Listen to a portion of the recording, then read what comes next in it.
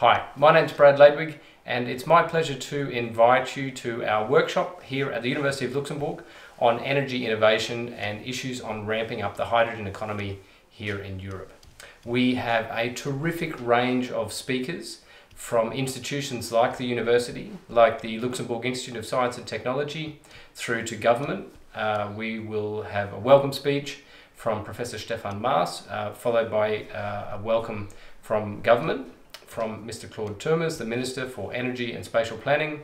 We have some big energy companies, big European companies like Energie Baden-Württemberg, and we also have some key industrial companies like Paul Wurth speaking on the issues with green hydrogen and green steel. Of course, there are many other speakers, and you too can contribute to this discussion.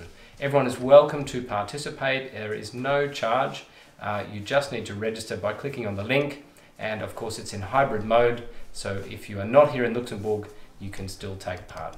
So please click on the link, send us your details, and we really look forward to welcoming you to be a part of our discussions on hydrogen and ramping it up in the European context on Friday the 15th of July at the University of Luxembourg.